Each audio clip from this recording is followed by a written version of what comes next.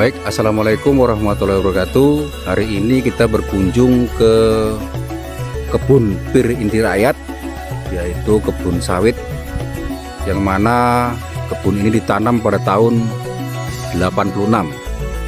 Kebetulan di sini sedang ada Bapak penyuluh lapangan. Mari langsung kita temui, kita bincang-bincang bersama Bapak PPL Pertanian. Assalamualaikum Pak. Ya, waalaikumsalam warahmatullahi wabarakatuh. Sedang apa nih Pak? Kok jam segini berada di lahan pertanian masyarakat? Saya tadi sekitar jam 11.30 setelah dari kantor dapat perintah dari atasan untuk melihat ataupun memantau perkembangan tentang replanting masyarakat, ya, replanting kelapa sawit. Jadi saya ingin memantau apakah semua masyarakat di Kampung Rawang Kali ini sudah melakukan replanting ataukah belum. Oh gitu Pak ya. Tapi ini Pak, kita lihat di lapangan kan ini seperti ini Pak. Ini kan sudah ada pohon sawit yang kecil, sementara ini di sebelah-sebelahnya masih ada sawit-sawit yang besar Pak. Ini sistemnya sistem apa nih Pak? Kenapa nggak dilaksanakan replanting secara massal Pak? Apa masalahnya Pak? Setelah saya melakukan komunikasi dengan beberapa warga beberapa bulan yang lalu, ternyata banyak faktor yang mempengaruhi masyarakat tidak melakukan replanting secara kolektif. Oh gitu Pak ya. Artinya para kelompok itu belum kompak Pak ya? Atau masalah budget? Kalau saya teliti, di antara faktor-faktor yang menyebabkan terkendalanya replanting secara kolektif adalah yang pertama, yakni keengganan masyarakat untuk melakukan kerjasama dengan perusahaan ataupun dengan perusahaan BUMN. Di antaranya yakni disebabkan karena keengganan tersebut disebabkan karena masih terdapat anggunan masyarakat diperbankan. Artinya sertifikatnya itu sekolah begitu. Oh gitu Pak. Jadi karena sertifikatnya berada di bank, jadi terkendala masalah replanting secara berkelompok gitu Pak ya. Nah, kira-kira begitulah Pak, yang menyebabkan masyarakat itu enggan melakukan replanting. Ada juga masyarakat yang merasa mampu sehingga tidak mau melakukan kerjasama dengan perusahaan, dengan BUMN, sehingga mereka yang mampu itu inisiatif, udahlah saya beli sendiri, saya tanam sendiri, toh saya juga mampu membiayain biaya rutinitas per 3 bulan, per 6 bulan begitu Pak. Oh, jadi contohnya seperti ini Pak ya. Ini ditanam oleh masyarakat sendiri. Nanti setelah agak besar gitu mungkin sawit-sawit yang besar ditumbang gitu Pak ya.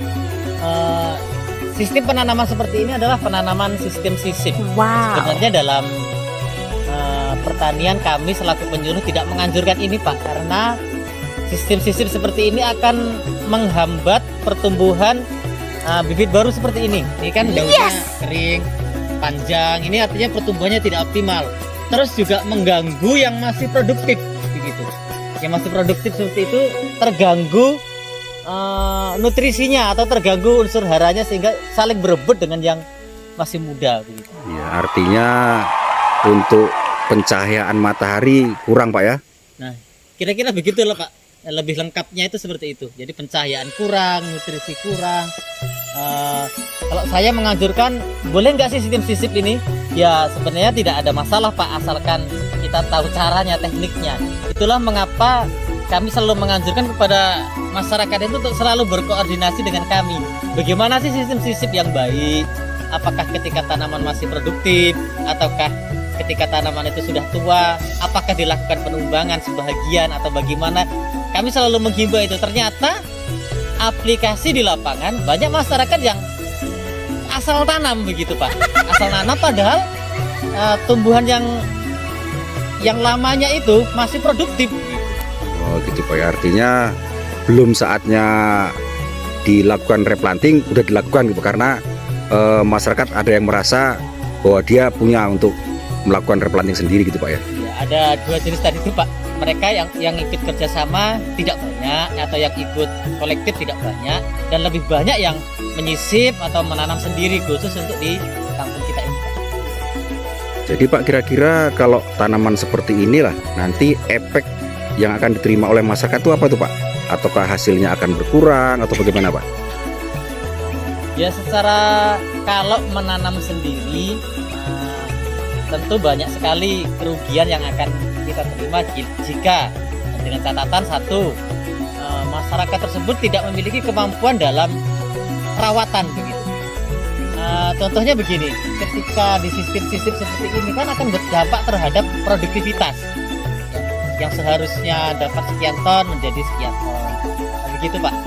Oh gitu Pak. Jadi intinya memang dibutuhkan kesadaran masyarakat untuk melakukan replanting bersama-sama Pak ya. Ya, intinya kami selalu menganjurkan untuk melakukan replanting secara kolektif agar terukur, agar terpantau, agar kalau kita bekerja sama dengan perusahaan, dengan BUMN, itu akan lebih terpantau, itu akan lebih lebih terjamin. terjamin, baik pemupukan, penyiangan, dan perawatan lainnya itu lebih terorganisir begitu Pak. Oke Pak. Baiklah Pak, terima kasih Pak atas informasinya. Semoga nantinya masyarakat petani sawit di kampung kita ini dapat melaksanakan replanting secara bersama-sama. Baik Pak, sama-sama. Untuk lebih jelasnya, siapa sih masyarakat kita yang melakukan replanting secara model sisip atau model tidak sisip? Nanti di sebelah sana itu, yang lahan gundul itu, yang baru yang sudah ditanaman itu, nanti kita bisa syuting sana sedikit untuk melihat. Itulah contoh masyarakat yang melakukan replanting secara mandiri dan memiliki kemampuan. Dan kami menganjurkan yang model seperti itu, tidak model sisip begitu, agar pertumbuhan itu optimal dan kelak masyarakat mendapatkan produktivitas yang tinggi dan hasil yang tinggi.